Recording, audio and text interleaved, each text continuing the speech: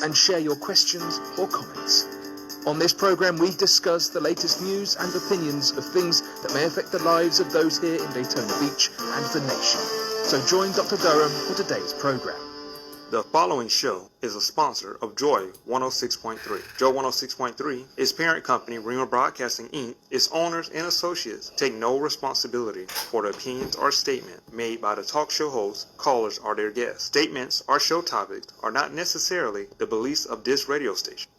Good afternoon, beloved, and welcome to this edition. This is Let's Chat America. I'm your host, Reverend Dr. L. Ronald Durham. So delighted to have you listening to the broadcast today on this beautiful day in the city gorgeous. This is 12 o'clock on Thursday. That means the number one talk show in Volusia County is on the air. God bless you, beloved. It is so delightful if you're in your home, your automobile, your office, wherever you are on this lovely day. I am hoping that all is well with you. I see you coming in on the Facebook Live feed. So happy to see all of you chiming in so quickly. We've got a great lineup of things to talk about on this wonderful day, and I hope you'll call in and join my conversation, add your 2 cents to what we are talking about in the next hour. The number to call is 386-868-0635. That's 386-868-0635. Miss Fifi, we see you on the Facebook Live feed. Blessings, beloved. Good to have you on the broadcast today. I just want to give a shout out to my son in the ministry, the Reverend Michael Hemphill Sr. He had a wonderful celebration on this past Sunday over at the St. Paul Missionary Baptist Church in Lake Helen. I was blessed to be the speaker for the morning worship. All of you who came, especially those that came from Greater Friendship Missionary Baptist Church, where I was blessed to serve as the senior pastor for many years. Good to see all of you there. I know Reverend Hemphill, was delighted, and we had a great celebration.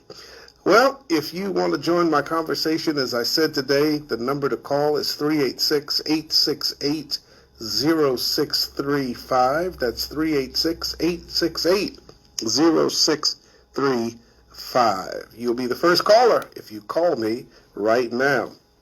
All right, got a great lineup of things to chat with you about today on Let's Chat America. Blessings, Lynette. It is good to see you on this beautiful day. Good afternoon to you. We're going to talk, first of all, about, we knew it was coming. The Florida Senate passes a brand new voter suppression bill. We knew it was coming. The red states are going crazy. They're still perpetrating the big lie about the election, and they're looking to do all that they can to suppress the vote in 2022 and in 2024. Most of us may have seen President Biden give his address last night. Beautiful address. Hit the tones and all of the points that he needed to hit, I think, perfectly. And what a refreshing address from a competent president. No dramatics, no division, just hitting all of the necessary items in his speech last night. Carmela, we see you on the Facebook Live feed, beloved. Thank you for joining Let's Chat America. But President Biden hit all the notes last night. I mean, with compassion, with sympathy, with empathy, all of the things that he talked about that the majority of the American people wanted to hear. I mean, the new bill that is on the floor, they need to pass it quickly because it will help millions and millions of Americans, Democrat Republican, Independent. It's going to help everybody.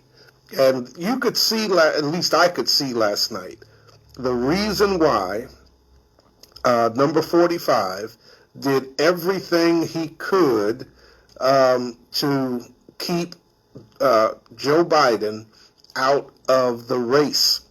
He was afraid of Joe Biden, and you could see why he was afraid. Eric, we see you on the Facebook live feed here on Let's Chat America.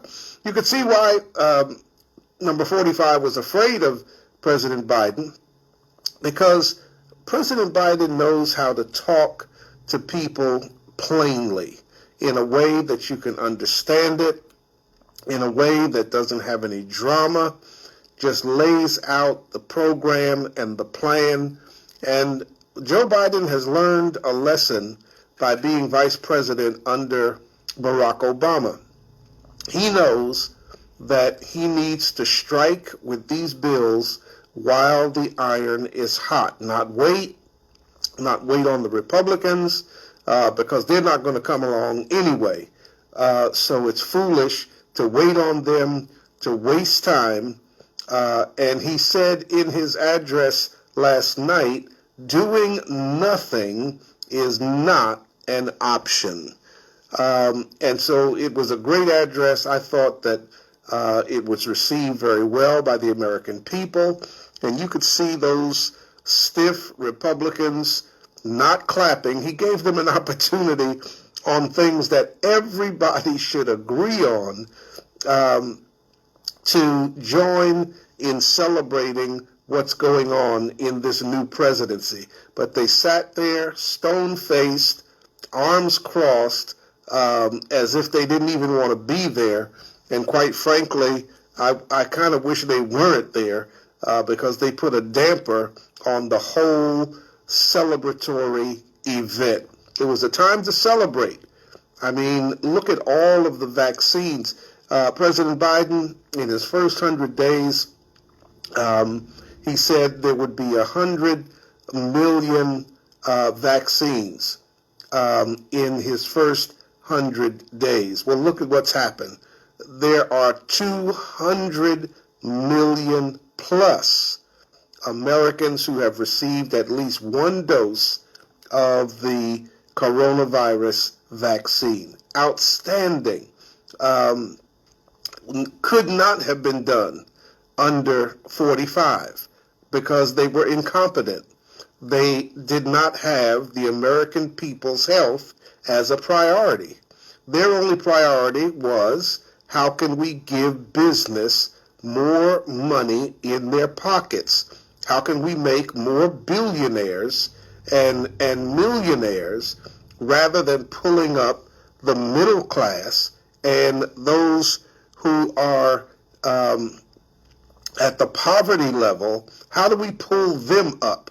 They had no concern about us because we were not important to them, because we didn't give the kinds of dollars that some of these corporations, who the Supreme Court has said are really people, we didn't give that kind of money. So we were not on their radar. We were not on their agenda. It was about raising our taxes and giving a free pass to business owners in this country. And so, stark contrast last night. We got to give President Biden kudos and a big hand for what I think was a powerful address in his first 100 days. Actually, today is day number 100.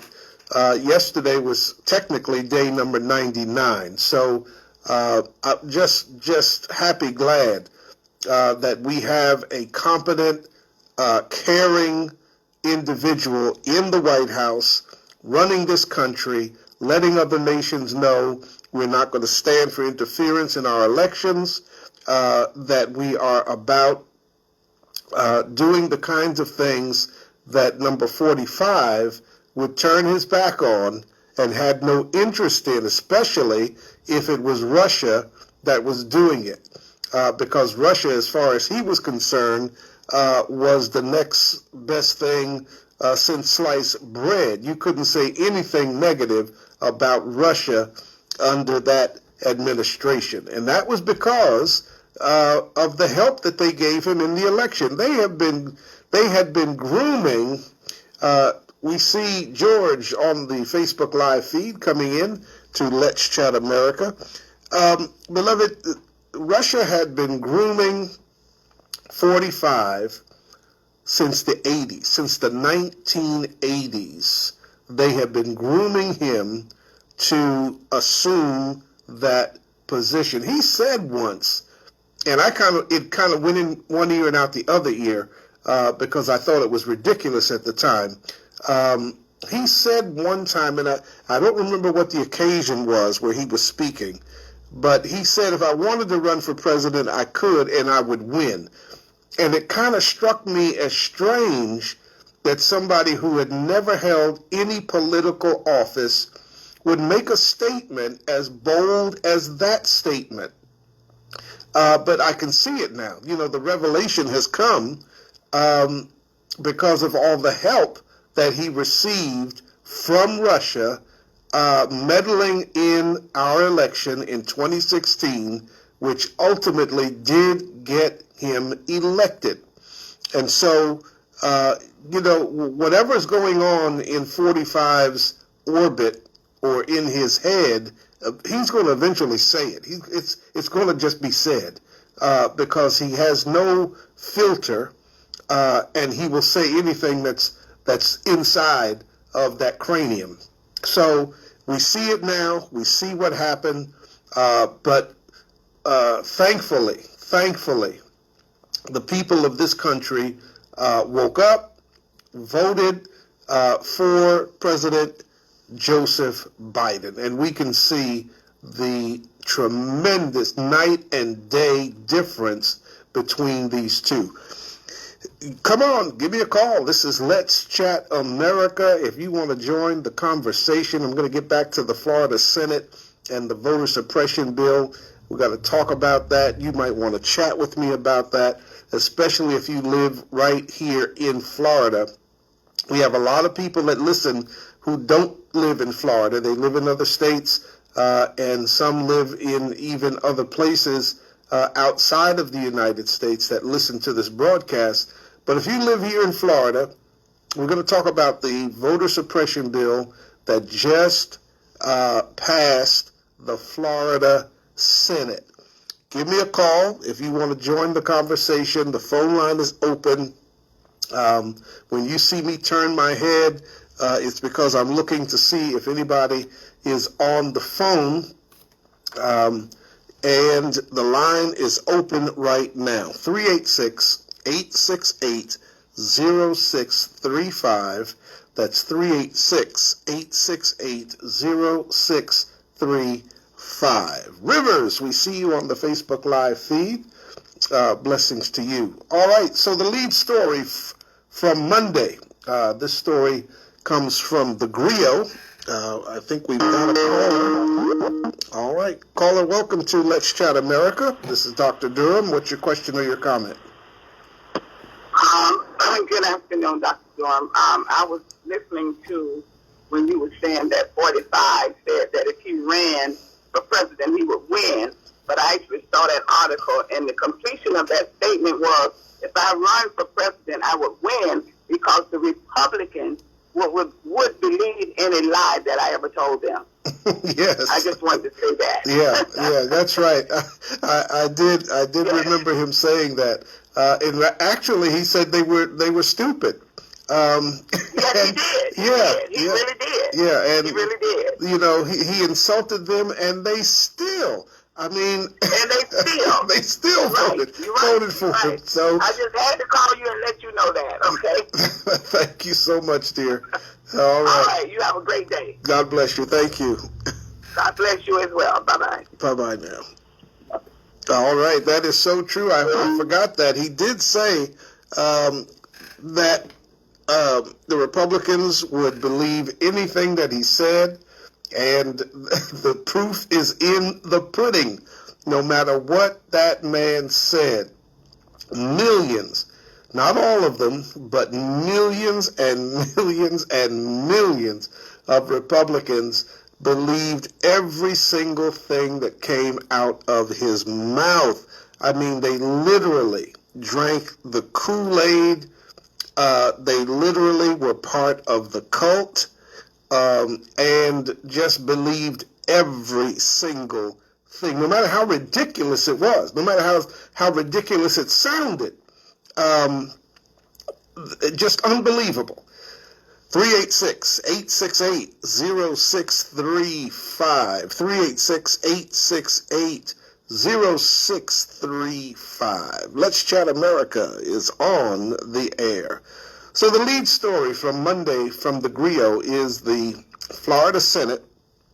And if you're in Florida, I want to hear your thoughts on this. Give me a call. The Florida Senate passed a bill that makes it even more challenging, more difficult for people to vote in this state. The GOP-led Senate passed SB 90 with a 23-17 vote. Now listen to what this bill does.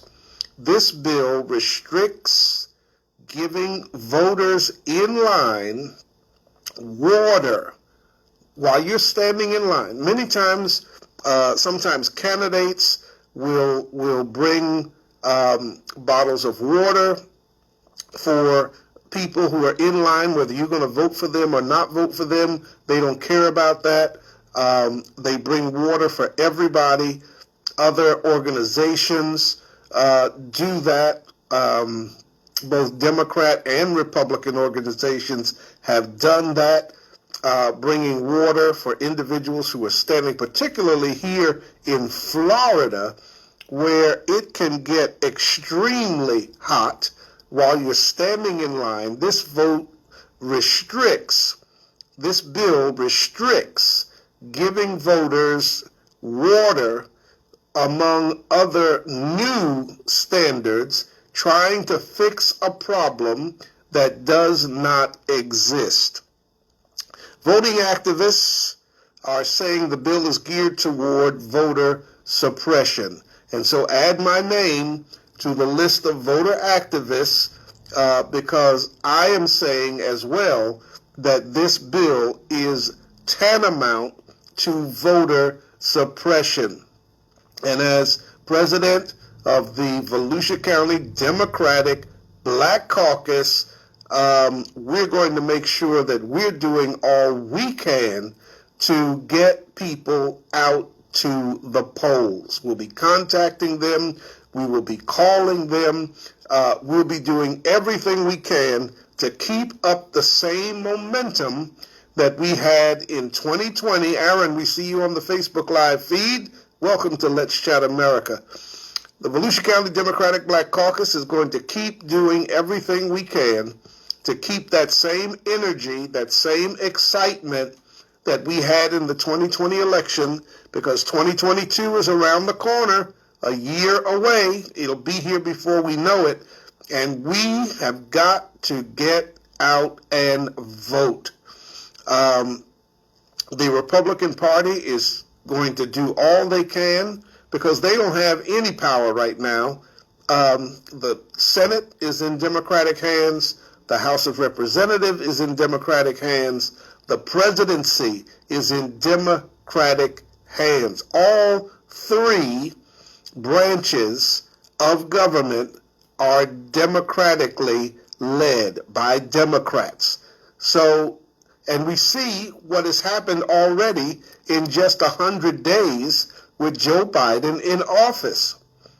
We are attacking the COVID-19 crisis in ways that they are really unprecedented. Who would have thought more than 200 million shots would have been given in just 100 days? The organizational skills of this president, of this administration, is off the chain. Just unbelievable job that they have done. And then getting the $1,400 stimulus checks into the hands of everyday working Americans. Unbelievable, unprecedented, and even more on the horizon with the jobs bill that President Biden is pushing right now. So listen, Republicans are saying that this is not voter suppression. Now, if you believe that, I got a bridge in Brooklyn that I own that I'll be happy to sell you for just a couple of dollars. By a vote of 17 to 23, the GOP suppression bill, SB 90, passed the Florida Senate. All the Senate Democrats voted against the bill. Only one Republican senator broke ranks with the Republican Party and joined them in voting against the bill. In fact, it was tweeted out by Florida State Senator Shervin Jones that this bill, in his opinion, was tantamount to voter suppression. The bill restricts where ballot. Listen to what this bill. I'm gonna break down what this bill is doing in some detail for you. The bill restricts where ballot drop boxes are located. It limits who can collect and drop off ballots. Carolyn Sanders, we see you on the Facebook Live feed. Aaron, we see you as well. Welcome to Let's Chat America. It requires all voters to show election officials an ID before casting their votes. Under this bill, voters are required to request an absentee ballot for every election. In the past, voters who relocated within the state could just call or email a county election supervisor, but now they have to complete an online paper form. Partisan poll watchers are also going to be encouraged to be standing close by to watch voters as they vote. They won't be in the booth with you, but they'll be close enough to watch a lot of the activity that you as a voter are doing. And this is nothing more than an intimidation tactic. They want to be as close to you as possible, with as mean a look on their face as possible, as threatening a look as possible, in order to intimidate you as a voter. Bert, we see you, beloved. So good to see you, my dear, on the Facebook Live feed today on Let's Chat America. So the governor of Florida, Ron DeSantis, made it clear earlier this year that he wanted lawmakers to pass stricter voting laws. At the time, he called ballot boxes, quote, a big problem. Well, yeah, it's a big problem because it gives Democratic voters easier access to the polls. It allows for Democratic voters to have a simplified way of casting a ballot. And what the Republicans saw in 2020 was that if you allow easier access to the polls and for Democrats to be able to cast their ballot in a more simplified way, they lose. And so DeSantis said in regards to how Florida handled the 2020 election at a press conference, according to CNN, he said, and I'm quoting him now, he said, we need to make sure that we continue to stay ahead of the curve. What curve? The losing curve. That's the curve he's talking about. Getting back to his quote, he said, we need to make sure that our citizens have confidence in the elections, that they have the ability to vote. We want, obviously, everyone to vote. That's a lie right there. Getting back to his quote, he said, but we don't want anyone to cheat. Cheat. This comes out of their phantom idea that somehow the 2020 election was rigged. And Trump said it. He said, if I lose, it's rigged. Getting back to his quote, and we want to make sure that we strike the appropriate balance, end quote. I have to put some money in the curse jar because I called number 45 by his name, and I don't use that name. So number 45 perpetuated these rumors that due to voter fraud, this is the big lie that they're still perpetrating after the election, that the 2020 election was stolen from him.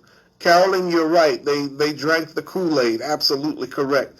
After dozens of lawsuits filed in various states, there has been no evidence to support this claim of voter fraud.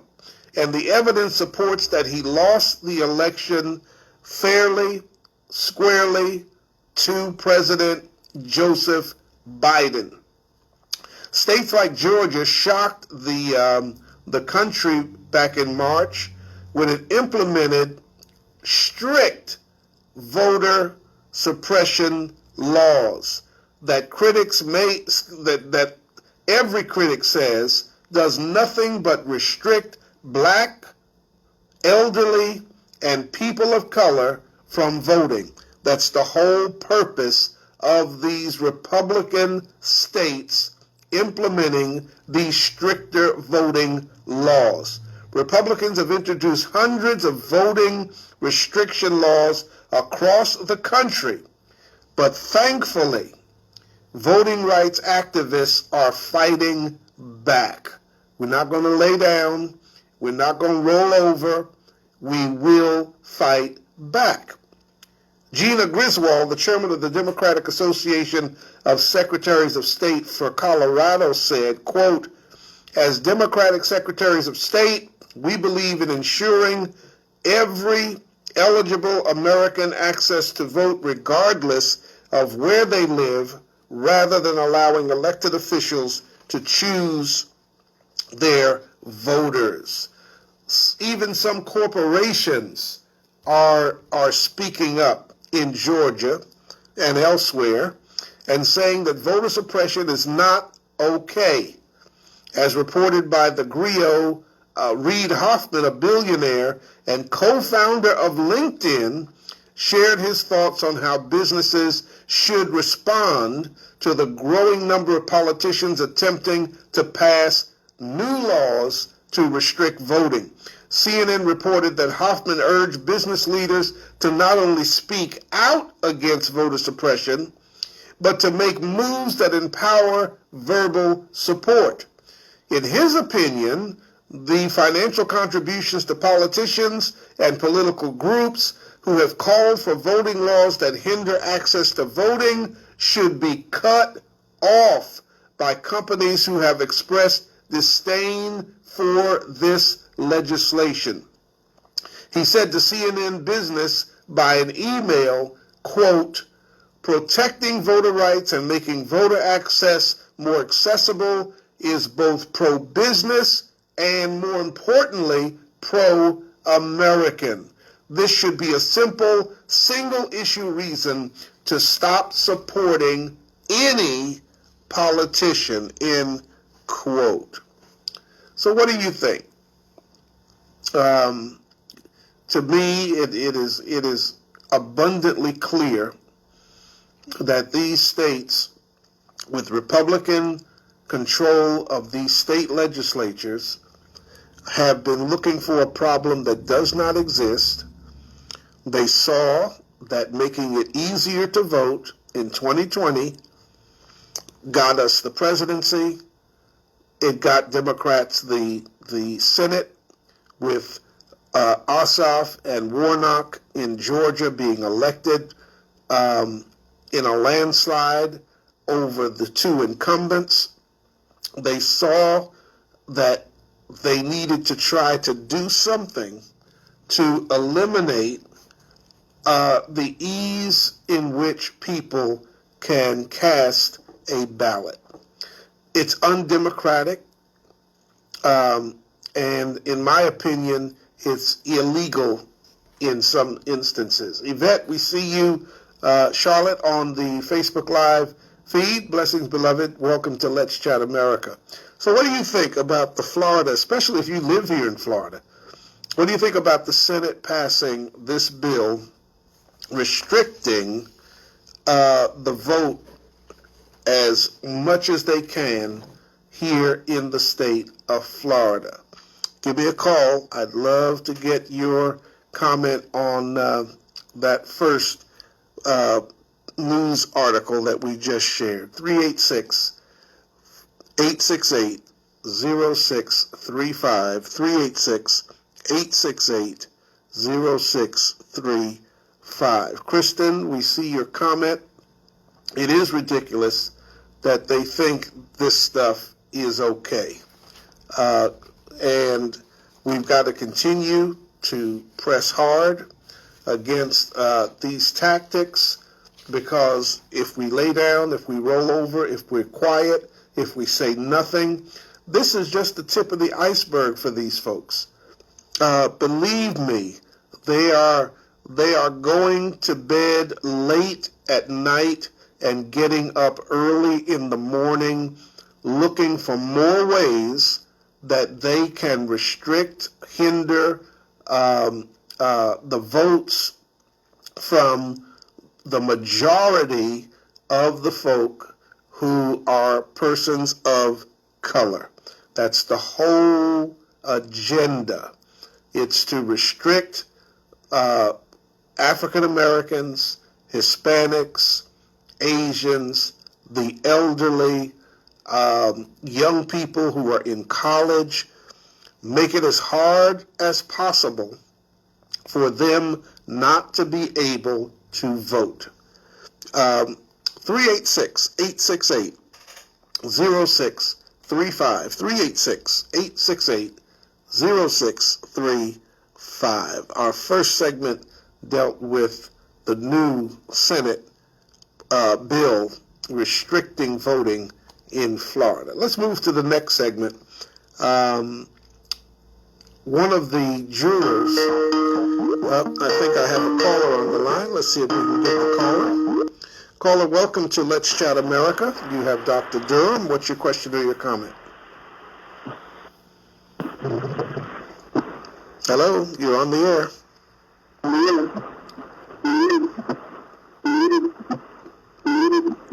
Hello, can you hear me? 7578, you're on the air. All right, there seems to be a problem with your phone, so we're going to have to disconnect, and maybe you can call us back. All right. Seems to be a problem with that telephone number. We apologize for that.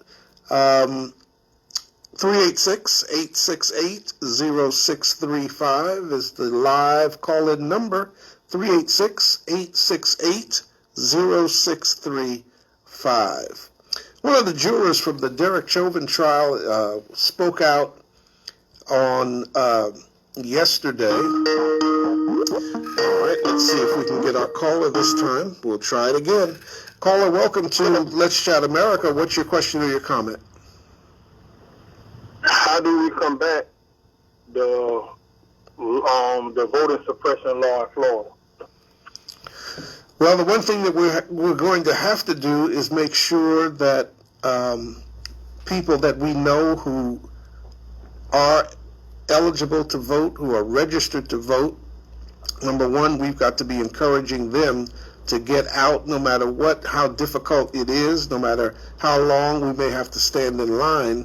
That's option number one. Option number two is we have to register more new voters and get them to go out during the election. The more new voters we get, the stronger we'll be able to combat these individuals who are in the Florida Senate. We've got to elect more individuals to the Senate and to the House who are of the opinion that we are of, which is that every American ought to have the right to vote, ought to have access to the polls. It should be easier to vote, and we have to elect people into office who believe that. And those are just some of the ways that we can combat what has just happened in the Florida Senate. Yes, we need to get to the polls and elect the right officials and get rid of Cruz, get rid of DeSantis, and get rid of Scott. All right, that's a tall agenda, but it can be done. It can be done. Yeah, absolutely, it can be done. Thank you, sir. I appreciate you calling in. Yes, sir. Have a blessed day. Thank you. You too. God bless you. Bye-bye. All right, you heard it from the caller. We got to get rid of DeSantis. We got to get rid of Rubio. We got to get rid of Scott. And that's how we will be able to turn around. And not just them, but those in the state legislature who also are of the opinion that they hold. And the only way to do that is we've got to get out. We've got to vote. We've got to register new people to vote and get them to the polls. As I mentioned, the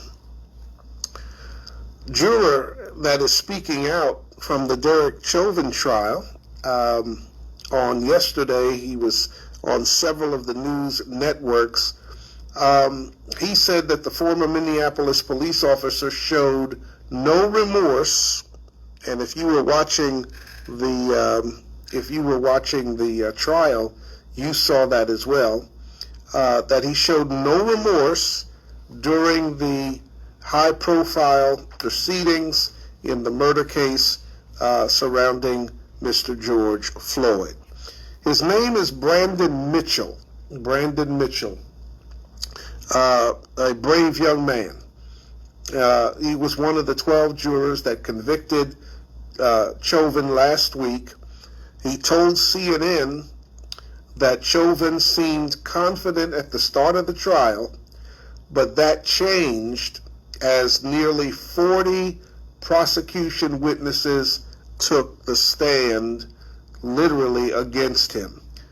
Mitchell is a 31-year-old basketball coach, and he said in one interview, quote, "As the case went on, his demeanor kind of changed to more of a confused look, as this isn't how it's supposed to go.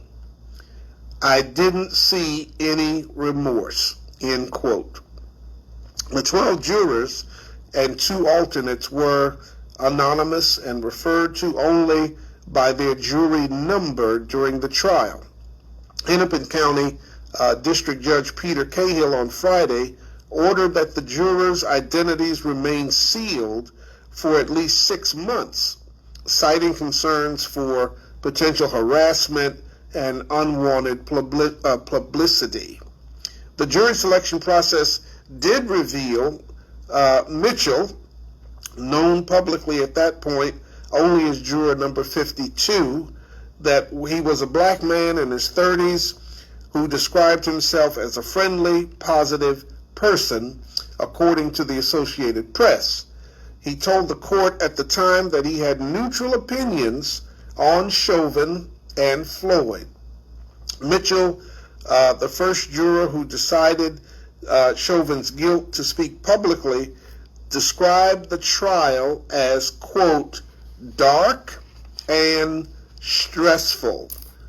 And I can imagine it must have been extremely stressful if you were a jury on that case. He told CNN, quote, "It felt like every day was a funeral and watching someone die every day. It was tense every day. I wasn't nervous, but it was stressful.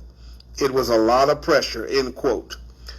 And I can imagine it would be, sitting on that jury every single day, watching the tapes of Mr. Floyd, repeatedly seeing him literally die right in front of your eyes. BC, we see you on the Let's Chat America Facebook page.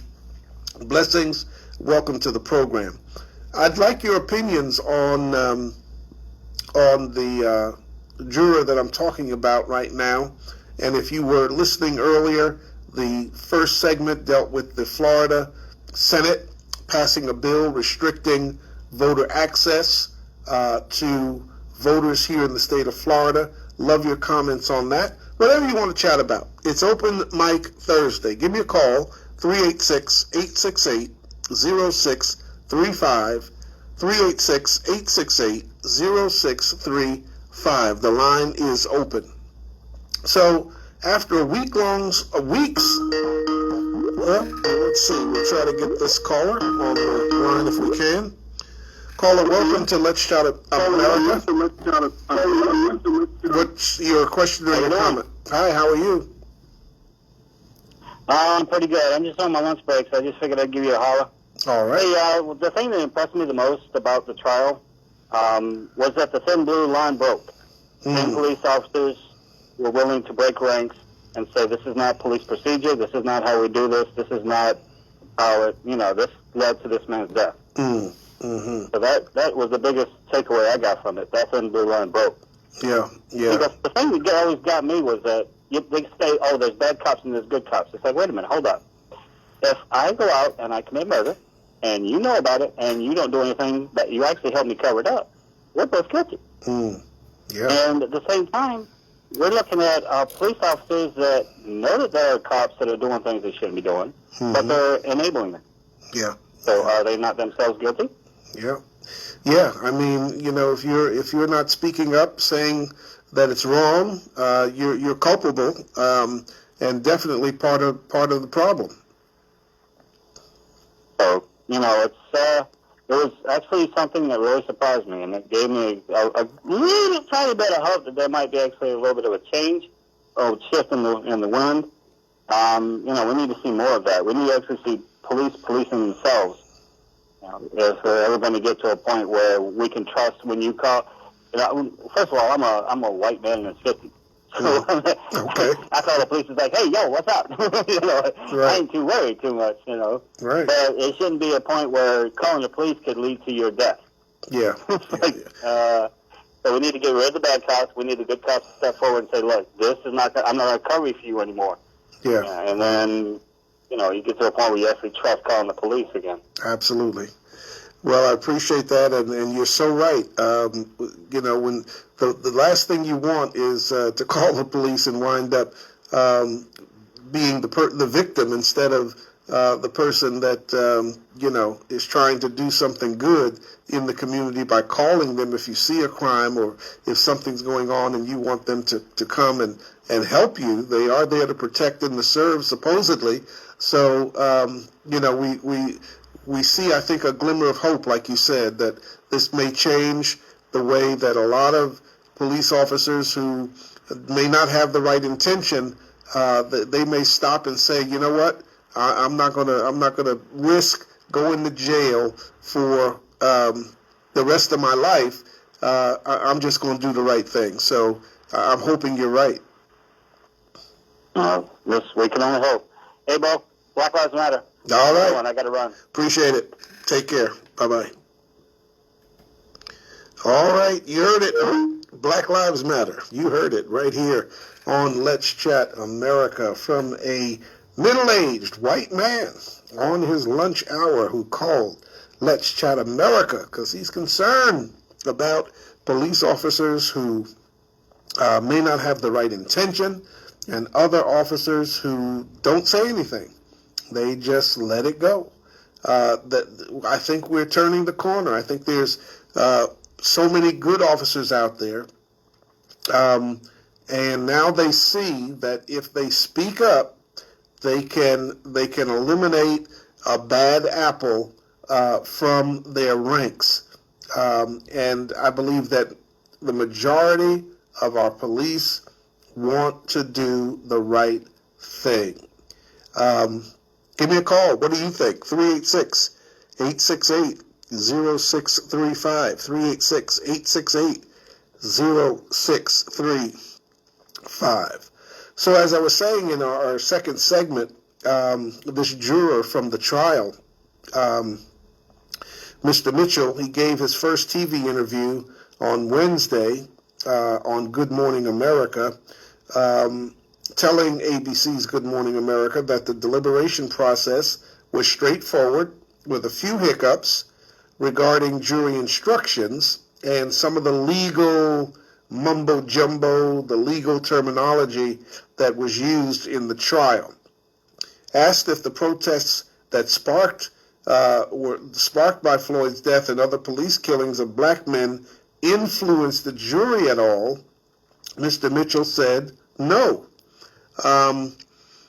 He said, quote, "We weren't watching the news, so we don't know what was going on," he said.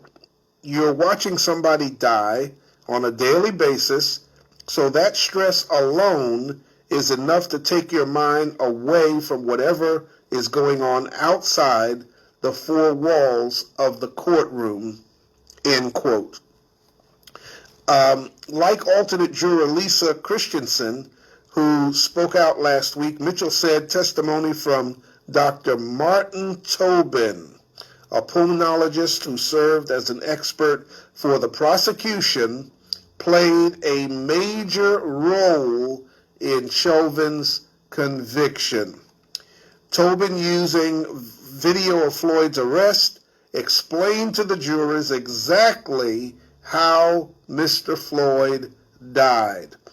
While his neck was pinned under the pavement by Chauvin's knee. Mitchell said, quote, "I thought that really solidified the prosecution's case." I agree with Mr. Mitchell. When Dr. Tobin gave his analysis of what happened and how, in his expert opinion, as a pulmonologist, a breathing expert, how Mr. Floyd died, and literally shared with that jury the very moment on the tape that Mr. Floyd took his last breath. That was powerful. When he explained at that point, he took his very last breath. And then, as you saw, when he did take his last breath, the crowd, of course, was excited. They were shouting at these police officers to do something. The young lady who worked for the fire department, part of this crowd that was standing there on the side of the sidewalk, wanted to help, offered to help. She could have given CPR. All of the officers really could have given CPR. They're all trained to do that. But she volunteered to assist, to do something to help Mr. Floyd, because she could see, as the others, and she was trained in life-saving techniques, but the officers refused, and Dr. Tobin gave a stunning, you really couldn't take your eyes off of him. He gave a stunning testimony on Mr. Floyd's last gasp of air. And Chauvin, at that point, continuing to keep his knee on the neck of Mr. George Floyd. It was just incredible to listen to Dr. Tobin and to watch the video of how callous, hands in his pocket, showing no emotion, as if the life of the man under his knee meant nothing. It was as if he felt he had a right as an officer to do what he was doing. With no threat at that point apparent, Mr. Floyd handcuffed behind his back, prone, lying on the sidewalk, knee pressed to the pavement, his face rather, pressed to the pavement by the knee of Chauvin. Mitchell, the juror, said, quote, "A few people were curious on what his thoughts might have been because," let me back up for a minute, Mitchell said that Chauvin's choice not to testify, if you watch the trial, you know that Mr. Chauvin elected not to testify. He took his right to abstain, to not say anything during the trial, to let the prosecution prove their case. He is innocent in the American court system until proven guilty. So he doesn't have to say anything, and he decided not to. Mitchell, the juror, said, in his opinion, quote, "It definitely," end quote, affected the outcome of the trial. Excuse me. Mitchell said, quote, "A few people were curious on what his thoughts might have been throughout. It probably was to his detriment that he didn't take the stand," end quote. Well, you know, I didn't anticipate that Chauvin would take the stand because the prosecution was sitting back, just waiting, hoping that he would take the stand. I think they would have shredded him with questions that would have been extremely difficult for him to answer.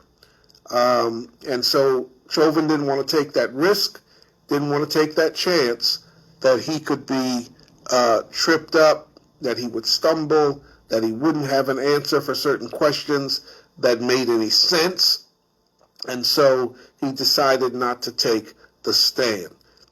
Floyd's family, Mr. Floyd's family and their supporters, of course, they cheered the conviction of Chauvin and encouraged Americans to continue fighting for systemic change in policing practices and demanding accountability for deaths at the hands of police. Mitchell said Wednesday that Floyd's legacy will, quote, "hopefully create change." Floyd's name is going to live on, he said. His legacy is now cemented in history. And the George Floyd Policing Act is still on the table in Washington. It has passed the House of Representatives. We're waiting for the Senate to take it up. President Biden, in his address last night, mentioned the George Floyd Policing Act. He encouraged the Senate to do the right thing, take up that bill, pass the bill, get it to his desk so he could sign it and make it law. Tim Scott, the only African-American Republican, supposedly is trying to work out some kind of compromise in the George Floyd Policing Act. And he should, as an African-American man, he would have to be literally blind not to see what has gone on historically in this country. But whether or not Tim Scott is going to be able to make any headway with some of his compromise ideas is yet to be seen. I don't think they're going to want to water the bill down so that what has been happening in the past continues to happen. This bill is about real change. It's about real ways that we deal with officers who do not follow the right methodology when it comes to policing and who brutalize individuals on the job. So we'll see. I don't know if that will make any kind of difference whatsoever. It is 55 minutes past the hour. This is Let's Chat America. I'm your host, Dr. L. Ronald Durham. You still have a couple of minutes if you want to pick up the phone. It's Open Mic Thursday. Whatever's on your heart, on your mind, give me a call, 386-868-0635. You should know those numbers by heart, 386-868-0635. Well, guess what happened on Wednesday? On Wednesday, federal agents, this is from the Huffington Post, federal agents raided Rudy Giuliani's Manhattan home and his office, seizing computers and cell phones in a major escalation of the Justice Department's investigation into the business dealings of former President number 45's personal lawyer. Giuliani, the former New York City mayor, celebrated for his leadership in the aftermath of 9/11, has been under federal scrutiny for several years over ties he has to Ukraine. The dual searches, his home and office, both raided at the same time, 6 o'clock in the morning on Wednesday. The dual searches sent the strongest signal yet that he could eventually face federal charges. Agents searched Giuliani's home, which is on Madison Avenue, and his office, which is on Park Avenue. You can't get any more prestigious addresses than those two streets, two of the most known streets in the entire country. When you say Madison Avenue, New York, Park Avenue, New York, everybody knows where those streets are. People familiar with the investigation told the Associated Press the warrants, which required approval from top levels of justice in the Justice Department, signify prosecutors believe they have probable cause that Giuliani committed a federal crime. A judge is not going to sign off on a warrant to raid the home and office of a lawyer because of the issue of client privilege between an attorney and their client. So the bar is significantly higher to get a judge to sign off for federal agents to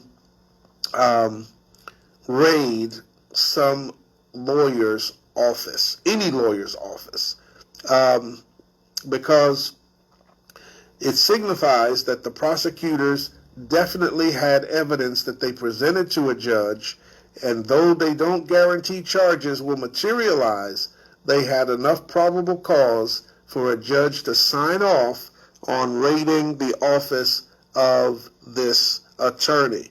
The full scope of the investigation is really unclear, but it at least partly involves Giuliani's dealings in Ukraine, which is what law enforcement officials told the Associated Press. The people discussing the searches and Wednesday's developments could not do so publicly and spoke to the Associated Press on the condition of anonymity. News of the search was first reported by the New York Times. So let's just keep watching. We'll see what happens with this raid of Giuliani's home and his office. I'll be watching it. I'll keep reporting on it, and we'll see what the outcome of this is. It is 1 o'clock. That means I've got to go. But thank you so much for tuning in today. Hope you enjoyed the broadcast. Keep listening. Let's Chat America here on Joy 106.3 FM. Bye-bye. Thanks for listening, and we hope you have enjoyed today's program here on Let's Chat America. broadcast from the world's most famous beach. To request Dr. Durham to speak at your event, please call 386-451-5114. Again, that's 386-451-5114. Tune in next Thursday, 12 noon, for another powerful program hour here on Joy 106.3 FM. Words can describe